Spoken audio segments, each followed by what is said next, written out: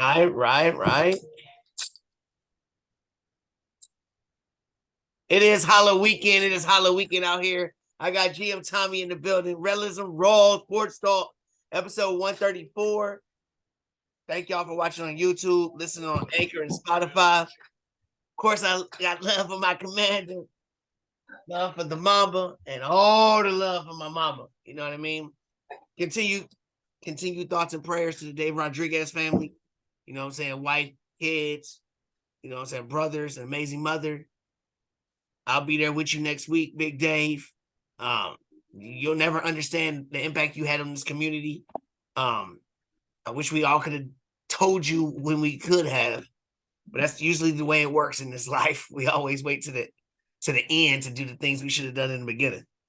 But we're gonna just keep remembering your name because on Rellism Sports Talk, we talk about sports from Hall of Famers to the local talent to the big time storylines. And the big time storyline, Tommy, hey, at least we got another entertaining Thursday night game last night, right? That was a good game. The first few, especially with your boy riding, wasn't doing nothing. I had to throw that in. I had to. Right. But it was entertaining, you know what I'm saying? For the most part. But I'm gonna start with the Ravens first. All right, just with the Ravens first. They finally closed a game. Barely. They've been struggling with that. They've blown a couple games. They clearly was winning. So what was your thoughts on the Ravens and their game plan and everything that happened? What was your first initial thoughts about it? Man, I was really looking forward to seeing what they could do in the fourth quarter. Again, like could they maintain a lead? Could they trust their defense? I didn't see the defense really pulling out a stop against Tom Brady, and I was really surprised there. Bucs, I think the Bucs let me down really more than the Ravens proved anything to me there. I think Lamar played what he had to do, put the 24 on the board, and then the defense kind of let Tom Brady lose. I mean, he played pretty rough. I agree with you, man, and really, I'm gonna give Lamar some love because especially when Andrews went out, he put the cape on and he was doing everything. I mean, Duvernay had some plays here and there, but when the chips was on the table, he was making those plays and wasn't scared to do it. Wasn't scared to run and make plays and do it at all. And that's something that's fun to watch. He's no joke. He ducks his shoulder. He's not afraid of an extra yard, and that makes defenders respect him differently. That's right. I agree. So you said the defense wasn't that good. I thought they were okay. I used them in fantasy. And they got me a whole bunch of sacks. But was that, like you said, the defense wasn't that good, or is it the Bucs line and their scheme still not right? I mean, I don't think their scheme's right. I think they're missing that middle target, that big target in the middle. Their tight end game is just really suspect right now. They've got a number of guys that have names that have produced, and Tom just can't get them the ball. And I think that's really held back their X's and their Y's off the end because he's used to operating with somebody better in the slot and somebody in that middle of the field that isn't there for him right now. I agree. And they were expecting Julio Jones to fill that role, but he just can't stay healthy no more. He can't. I'm not sure healthy. He can. Yeah, you don't want to put him there in the middle. So the Ravens, Andrews is already out for week 9 already. So I'm worried about the impact going forward with Lamar's only, I won't say only, but only target. You know what I mean? Likely the rookie, he looked okay. Gus Edwards got hurt again. What is up with the Ravens running back jinx? Is there anybody on this trade deadline options that can help that squad, or are they just, it's what it is? I mean, I'd like to see him go after Cam Akers at best if they could get him cheap. Like they need, if you're going to shop for a running back inside this market now today, you've got to be cheap. You're not looking to trade. You're not swapping a second round pick for Kareem Hunt if you're hunting for a Super Bowl. So especially when they've got a stable and they've operated with the stable. Now, if you were operating like a Derrick Henry and he goes down and Foreman's all of a sudden just no legs, then you might trade for Hunt. But their stables broke down. They've got another guy coming back every week, and that's what it'll be next week. Yeah, I guess you're right. It's all going to the whole thing of I hate that Lamar Jackson gets no help It drives me crazy because he is a special talent. He is, and I know I critique him a lot about the way he throws the ball, whatever. I do the same thing with Jalen Hurts, but they're special talents. So put players around him. You see what happened with Jalen Hurts. When you put some pieces around him, he can showcase all kinds of things, and it drives me crazy that they don't see that with Lamar Jackson. It drives me crazy. So JK will be back. yeah, but it's like JK's 5 weeks. So, 4 weeks out, and then you got that's Gus the coming other out. knee, though. That's both knees now. I'm worried Right. about that. So I saw Deshaun Jackson out here doing the Jason Garrett. He clapping about everything. Deshaun Jackson, can he help the Ravens? Or is this just, what's he there for? Can he help them? No, I mean, I don't see him as much different than the Hollywood Brown that they had, but worse. I mean, he was okay. Hollywood Brown did okay. He did okay, but he didn't do nothing but run a go route and open up that end of the field for him. And I think you can get that better than Deshaun. What's Deshaun's Bateman doing? What's Bateman doing? Bateman needs to run the cross. Bateman ain't doing nothing. No, he can't get open down. He can't get open downfield. He needs to start getting open in intermediate routes. You need to start running your Bateman into your intermediate routes that Andrews was running in, that he's so successful in, and then you can try to get your down the field guy going. But you do have to understand, and Brandon, I love hearing this, Lamar has limitations as far as his arm goes. So right at about that 40-yard line, he needs to be of letting go the ball because he starts to get suspect if he's got to gun it. That route that comes across the field at that distance is not fun for him. So looking at the Ravens, that was your team to win the division anyway. And I'm not saying they still can't because they're right in the thick of it. But with Andrews going down, Gus Edwards, J.K. Dobbins, do they need to make a move to secure getting to where they want to get to? Or are they just trying to just get healthy? Can they survive just trying to get healthy? I think that this year if I was the Ravens, I'd fold. I'm not looking to trade for a running back. I love Lamar. I think he can put up an MVP season at 8-8 style season. But you're not going to get anywhere with this defense in the playoffs. Would you be scared by saying that? Would you be scared by saying that because he don't have no contract next year? He's not going to play under the franchise or whatever. If you fold and the relationship they already have, would you be worried about that a little bit? Not if you pay the man this year. But they ain't paying him. You saw him signing. You saw him signing the sign at the end of the game. He obviously wants his money. What if he's got the? I mean, if they're looking come the end of the year, if come week 10, if they're looking at that top 3, top 7 pick area, like man, we're not going to fall out the top 10. They're not going to get that. Then if they're hurting like that, then which they could. If Andrews is out, they could easily fall off the next 2, lose 2 more, and look at Lamar and say 250, 225 guaranteed. Be quiet. All right, this is all you getting this year, and we're going to go out there. We're grabbing your receiver at number 6. But are they going to, Tommy? I have no faith in them. And they probably won't. They better get him a left tackle.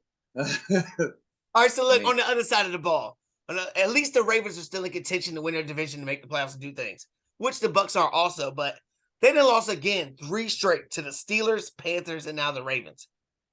What was your thoughts on them? Because they started off hot. They were up 10-0, got a turnover, looking good. You know what I'm saying? What was your thoughts about how the game played out on their side of the ball? I'm sorry, on whose side of the ball? On the Bucs, on the Buccaneers. The Bucs on their side of the ball, they were on defense. I was surprised at the end of the game to not see them be able to put down the shut tackle. Down to shut down Lamar. Like, you guys know what he's capable of, and you're still running scared, running happy feet at this guy, and you're not committing. You've got some real killers, Keanu, and you've got Vita, and you've got White, and these guys Shaq really went out though. Shaq went out.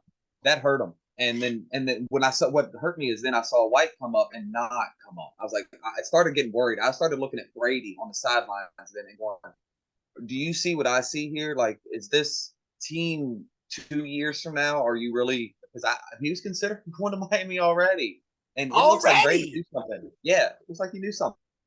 I mean, Miami ain't gonna do that now. Miami ain't gonna do that now. Vita Bay is gone next year. Vita Bay is gone next year already off campus. They're done anyway. Everybody needs to go. So my biggest thing is we always talk about Tom Brady and his systems. like the tight end, like you were talking about, that middle of the field type person. Even Edelman would go in the middle and do some things. But he always had that James White type dude in the backfield, different things. I was watching the game. Okay, I had a bet on there for Fournette 4 catches. But Fournette was wide open many times, and he's chucking the ball down the field trying to make a play. What was the urgency in that? Because they fell back behind, or what? Or what's going on?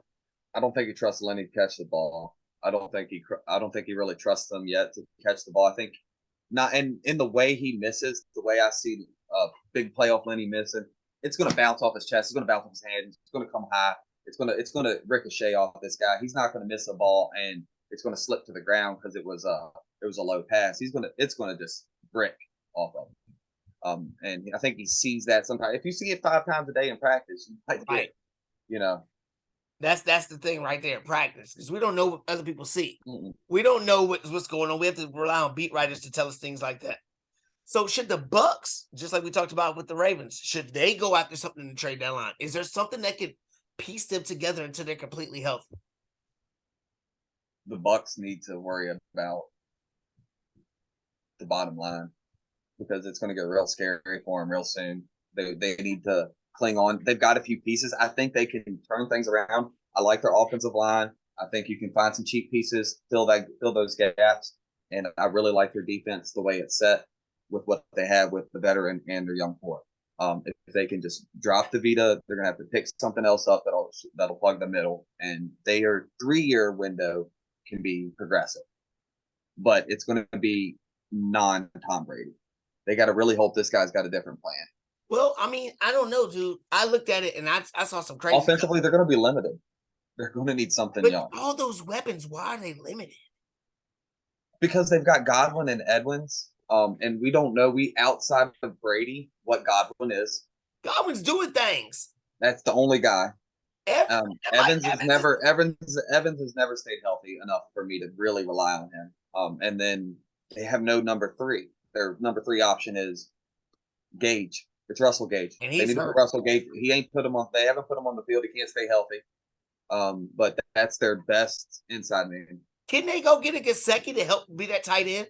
He has no tight end. You got a rookie tight end. What are you going to give for him? That you don't trust. Who cares? Because Tom Brady right now, his divorce is final. I don't know how the hell a divorce got final that fast, but I guess when you got money, you can do anything. The divorce is final. There is no more marriage. It's over. So now he can concentrate on what he needs to. You give him a Gesicki out there and say, let's go play. What do you think? I don't think Gesicki's worth what they're going to pay for him, and I don't see him any different than what's Cameron Brate. If you swap those two guys, I think Gesicki's way more of a mismatch.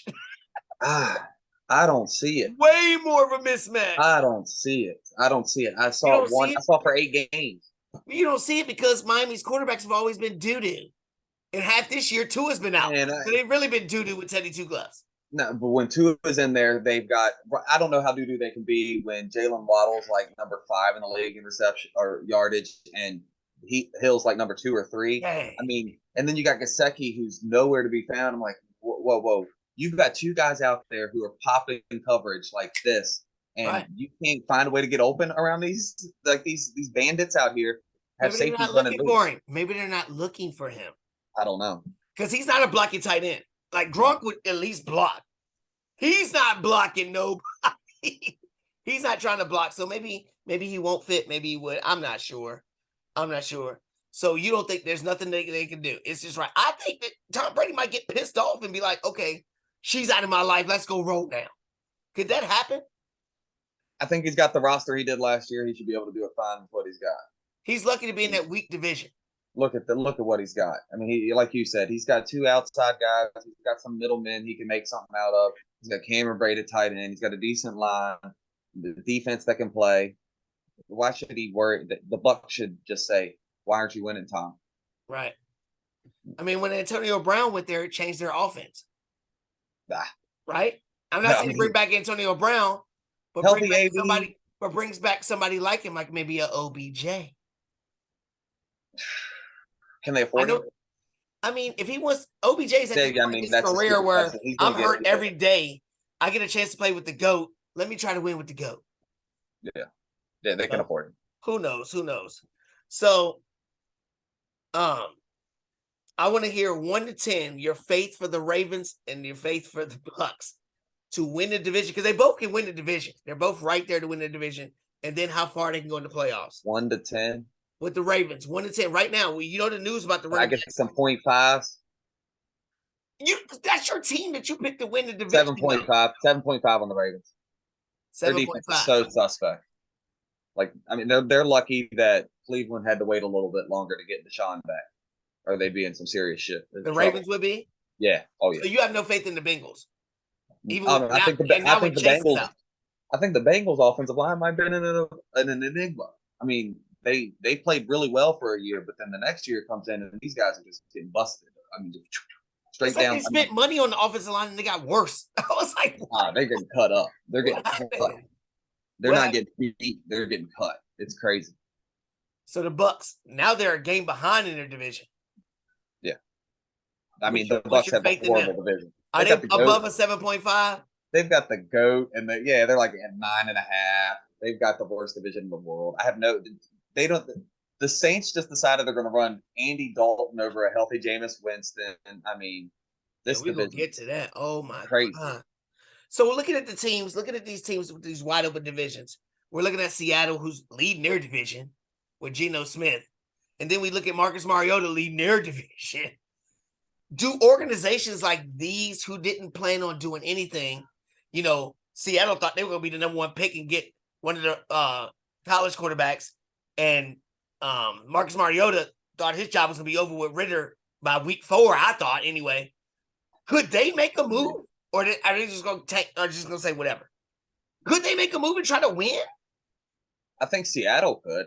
Seattle's accustomed to winning now. I mean, with what a random QB comes in, takes the roster and excels it over an off season. They've done this before. They'll like ride Russell this. Wilson, a random just random QB comes in and just overtakes the roster and excels it.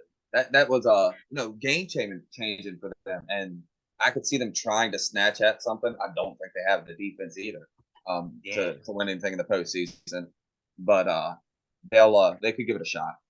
But the other ones, no. Atlanta, they're not even gonna try, because I think the Saints. Then I heard Kamara. I don't know, dude. It's crazy. I just keep waiting for Patterson to start having to come to work with his walker and run the ball across the middle. I mean, when is he coming back? He can't keep exactly. And now you got all good, and these other two you're running behind him, and you're just miraculously throwing cover. That's crazy. I need Algier. He's on my bench. I'm good. Yeah, that guy. He's man. You don't. So I know the NBA season has started. I haven't really paid much attention to it at all. I don't know if you have or not, but I have noticed that the NFL is starting to take away the two best things that the NBA could ever compete with the NFL about. The first thing was the All-Star game. We talked about it before, about them getting rid of the Pro Bowl. They're going to do some flag football tournament type stuff. They're going to do skill evaluations for a whole week. They're going to do a whole week, not a weekend, a whole week of different kind of competitions. I think that's dope. And then we talk about, the trade deadline of every sport. Basketball is always good because you always got these high profile guys. Baseball, who's going to outbid the Yankees or whoever else. But now football, like we were talking about, we got Melvin Gordon, we got Cam Akers, Jerry Jeudy, OBJ, all the Jets and Giants receivers. I heard Kamara's name came up for the Eagles. Talked about Gesicki, and then I think you might have mentioned one of them in our group text that if Nick Chubb and them they lose their game, he might go, or Kareem Hunt might go, or even your boy Bradley Chubb if y'all lose. All the big name stars and studs. I've never seen this in football. If this continues, what do you think? They're talking about this different salary cap. I don't want to have none of that. That's why I wanted to ask you about the money aspect of it. I like the way it is now, but I'm worried that's going to turn into baseball. What do you think? A lot of the guys that you mentioned are in that final year of contract, and that's all you're moving, where the team's paid most of the money, and you're basically getting rid of a guy you cannot re-sign, or you don't intend to re-sign, and recouping a pick for another team's ability to be the first one at it. And doing so, has made a lot of teams some money. I mean, we traded Bond last year and got some decent draft picks this year. Right. It could easily happen again with Bradley Chubb, and it could easily happen again. Kareem Hunt is not going to be re-signed by. No, he wants to go.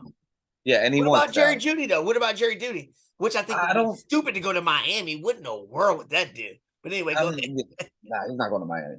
But he said he could go to Green Bay maybe. If we trade Jerry, we're trying to get him to a contender for a big draft pick. We're trying to get a big draft pick out of Jerry. He's not going to happen. I look for Jerry to go ahead and get franchised almost to the point where we're going to give we franchised Jerry before we traded him for less. So KJ would be the guy I see move off Denver. And he's been up named as well. But KJ could go I'll for take KJ, yeah. Oh, yeah, a lot of people would. A lot of people would. Okay. I say y'all go ahead and trade Jeudy to Green Bay for Love, so y'all might actually have a quarterback. Yeah, I can't talk shit. I'm rolling with Taylor Heineke. I can't wait till this. I see a new offense in this game. Yeah. All right, we didn't even go get to your team yet until the second episode because that's when we go through all our teams. But I know last week we talked about the trade deadline and different contenders. Now that we've seen some players go, we've seen James Robinson go to the Jets, Darius Toney go to the Chiefs, and of course McCaffrey went to the 49ers to do his thing. I want to revisit that because now I think the playing field has changed. Are we still comfortable with the Cardinals doing nothing? The Cardinals. I mean, picking up Robbie was a decent addition. You think so? Oh yeah. Does For that what not they had, hurt Rondell Moore? they've got guys gone down off injury. As soon as that Brown injury happened, they just plugged in Robbie, and I was like, shoot. With Hopkins coming back, I'm pretty sure Robbie can run everything they were going to do to Hollywood all day long. I mean, because the Hopkins is taking away 10 targets, 15 targets a game. I mean, what are we going to ask you to do? Go that way, go that way, that way, that way, that way. That's all. They're the good thing. You're saying they're good right now to compete with the 49ers, even with Debo injured. Yeah. And they've got a better back end now. I picked him up and drafted him I ended up having to drop him for, how stuff goes. But the reason why you draft a guy like that is because you see second string guy who's got lightning in his feet. And you're like, all right.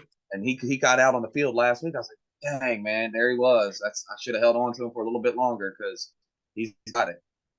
So they've got a better back now, I think. I feel you with that with certain players, definitely so. You said Green Bay with Jeudy. Would that elevate them to compete? Is that enough for Aaron Rodgers? No, I wouldn't give them enough there. They need to go ahead and get a real tight end would help. And they're the ones who could use a Gesicki more than Tampa Bay. They could use a Gesicki without getting rid of a Tunyon. And go ahead and run with what they got. Dobbs isn't a true, but you shouldn't be giving up and trying to plug a new one in with Aaron Rodgers mid-season, yeah. And think you're going to do something. Give him another route that he knows and put it out there. If you can get that cheap, I think Gesicki could go that way. You think that'd be better for him to go to Green Bay? Oh, yeah. Okay. The Vikings, they went in their division. They've only lost one game. I still don't feel confident in them at all. It's just something about them. I just, and I love Justin Jefferson. You know what I'm saying? Doing the gritty. I mean, what do you think they're okay? I think we know why, because it's in the primetime game. When them lights hit him, he tends to blink. So we're waiting for it again. And when Kurt proves it to us, and he hits that big game, and he just go ahead and he puts his team on his back and takes them there. And it's not a result of Jefferson breaking somebody's ankles and getting to do the gritty down there. But when you got something like that going on, when you got something like that going on, and you got Kirk Cousins out there balling on a primetime game, that would be different. Now their defense, I think, is the reason why we've got one loss on them. I mean, Smith is a no joke addition. He came there to go at a team. And I was like, I loved you when you were at Green Bay, and to hear you went to Minnesota just to beat them for not paying you enough, then go ahead. And he's proved it every down. Now your team, you're a Cowboy lover at heart. You try to hide it. Micah No, Parsons. but I mean, the NFC People were crush. commenting about, oh, Micah, oh, whatever. Are you still a believer that because you said last week that a healthy Dak is all the Cowboys need? Are you sure? Still after watching the last game? Oh my gosh, yes. I mean, I said that After watching the last game? after watching the last game. That defense is in the division they're in. I have no faith in those Giants when they stack up against the Cowboys with Dak. The Giants. Aren't the yeah, Eagles undefeated? the Eagles are the only scare they got. And once you get to the postseason, I don't think the Cowboys are going to be there with them where they're going to see them in the first round.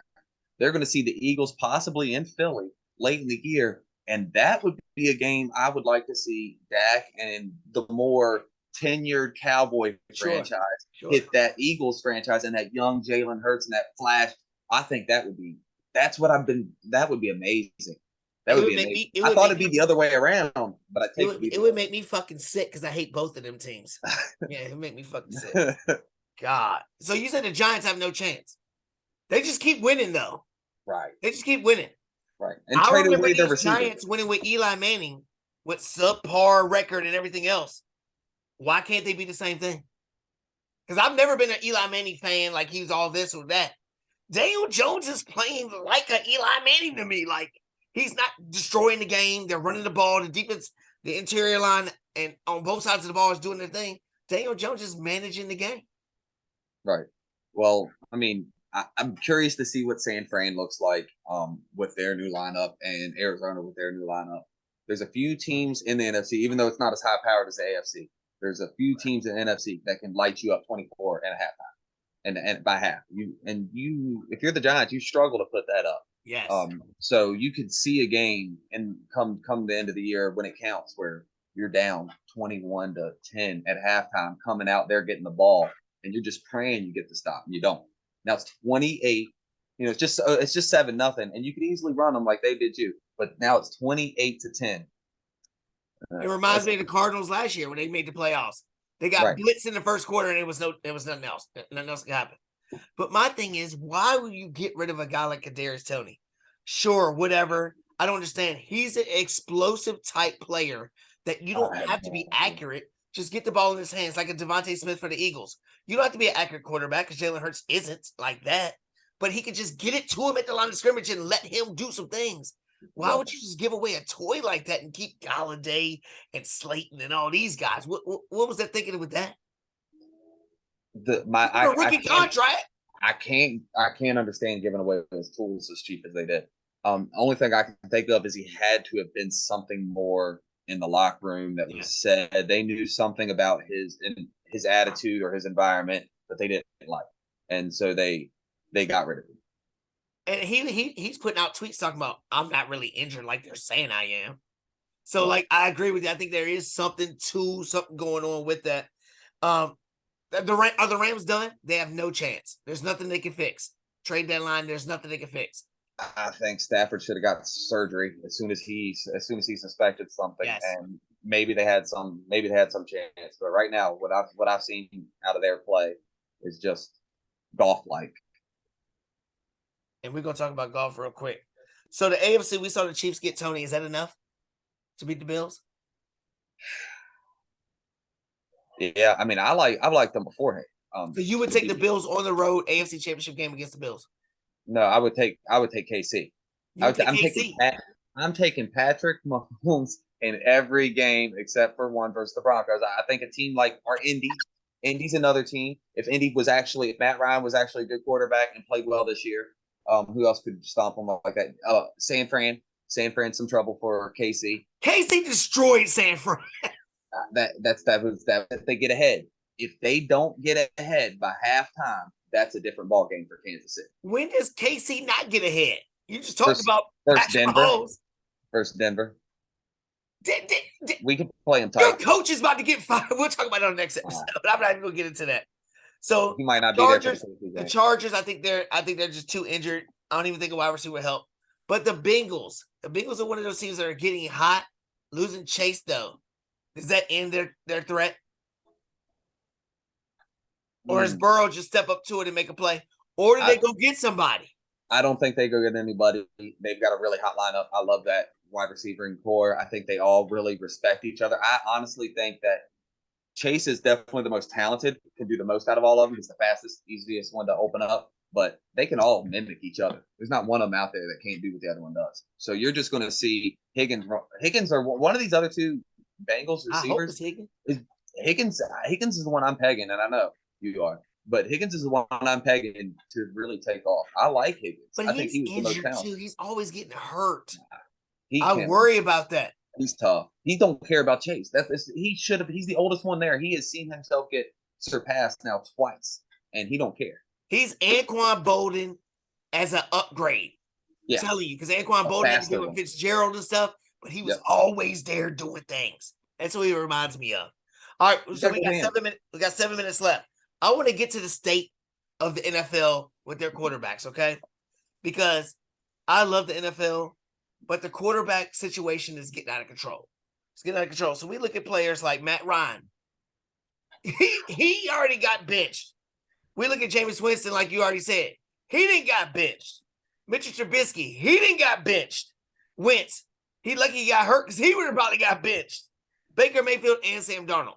All these guys are top picks and everything else. And they were all starting in the NFL. Then you got guys that are actually teams are kind of doing good. Mariota, Geno Smith, and Goff was leading the high-powered offense, and then David Mills. So we're talking about all these different quarterbacks, and not to mention Rodgers, Brady, and your boy Russ. All these different quarterback options.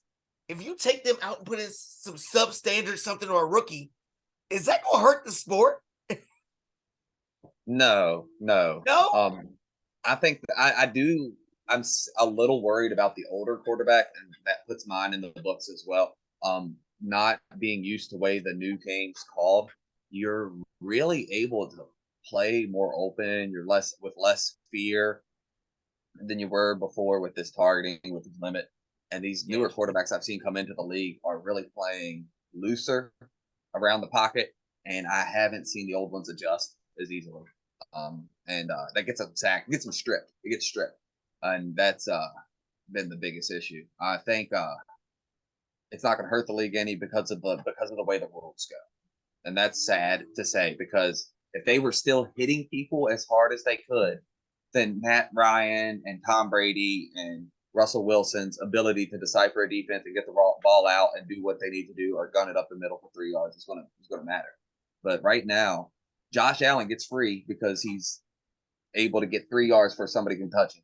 But a quarterback, he can play in the quarterback literally has to run 3 yards down the field before the defense is allowed to hit this guy hard. And I am just beyond myself thinking about 10 years ago. 10 years ago, I had Peyton in the Super Bowl, and you guys wanted his head apart when we played Seattle, and you were fine with it. I mean, I'm good with that. But all these quarterbacks I've named, we're starting. I mean, we can talk about Josh Allen, Patrick Mahomes, or whatever, but the number gets very limited. The biggest thing about the NFL is parity. Parity in the NFL. Week 1, everybody thinks their team can win. In baseball, can't say that. Basketball, can't say that. And no other sports can you say that but football. But if you keep on having quarterbacks who are the essential piece to the team, not be able to get developed and do things, and now with the NIL rule in college, because I think you brought it up, these guys can be millionaires and not even worry about going to the league. So how much preparation are they going to do? We see Geno Smith. He has been preparing himself. He has been doing things over and over and over again to get to this point. But how many of these other guys are going to be able to do that? I mean, I think it's awfully suspicious that so many of these quarterbacks lost their job, or our teams are struggling near the time when you've got one of the best QB drafts we've seen in a while. Next 2-3 years really are just QB heavy. We're real happy with what's coming out. Tanking? Is that what you're saying? Not really tanking, but if you're going to make the move to cut the tail, now's the time you cut the tail. You got a bunch of them coming up. It just so happens this tail's the head, so yeah, it looks like tanking really hardcore. Because Seattle can't tank because they keep winning with Geno Smith. They were not. They could not. The only reason Seattle's happy is because we're losing. I mean, they're praying our that's the only reason. They want our pick to be where you are exactly right. You're exactly right. So here's my thought process with that, man. I am excited because The Rock bought the XFL, and they have already started merging together to come up with some kind of farm league system. I think that this is a way to get these guys. I mean, look at the Patriots, all these mid-level schools, the lower level universities. These guys have to work their butts off to get to these things. They're not handed these things. I think you're going to start seeing more players like that in the XFL that are going to transition, maybe not to be the starters, backups or whatever, to help the cause. What do you think? You know, if the future of this somehow links up with an NFL team and makes the NFL roster per week maybe a little smaller, or maybe not per week, you can carry the same amount of teams, but a little less money involved with a certain number of players. Hey, you pay the last little bit, 240,000 for all of them. Whatever you're going to do, where you're kind of grouping some of these NFL guys into the XFL, and I just don't see enough talent out there. You've seen week 3 preseason games, and they're still not good. But why isn't there? Or week 2 now, I guess. But why wouldn't there be much talent when you're a basketball player? You're a very good, skilled basketball Basketball's player. so different. No. I'm talking about preparation. I'm talking about preparation. Let me finish real quick. When you started playing, it took you preparation and doing it repetitively over and over to get better, right? When we talk about these preseason games, you get 2 or 3, you're rotating everybody, and then you're not getting to play. You're not getting to play. That's why they say throw a rookie in there. Let him get live experience, because that's the way he's going to get better. If you have the XFL as a refuge, let them keep playing. Let them keep playing. PJ Walker starting for the Panthers against 2 first-round picks, and one of them was a number 1 pick. The Panthers were the only ones to do it last time, because before, that's what I was going to say. Last time was the Rod Smart thing, and he came out and went over to the Panthers. But outside Rod, we've seen players, the defensive player of the years on the team now. That Parham dude or whatever, the Chargers, was over there. What I'm saying is, let the XFL grow. And it's not going to happen probably in the next 5-6 years, but in 10 years, I can see the XFL being some kind of farm system that people can say, hey, I'm pulling you up like the G League. I'm going to pull you up tonight. I'm going to give you a 10-day contract. I can see something like that happening. I would like that. I'm hyped about it. I want it to run the same year. The years run kind of simultaneously. And if you got a farms league, you can pull somebody up and let's roll. Bro, you know how much football I already watch. I don't care. I love it, baby. Fantasy. Rellism Raw Sports Talk, episode 134. For GM Tommy, we're closing out. Come back next episode, week 8. We're doing betting, fantasy. We're giving you everything you need to inside and outside. Don't dream it, baby. All right, Tommy. Love you, baby. Oh, I like it. Jasmine would love that. All right, y'all. We'll be right back.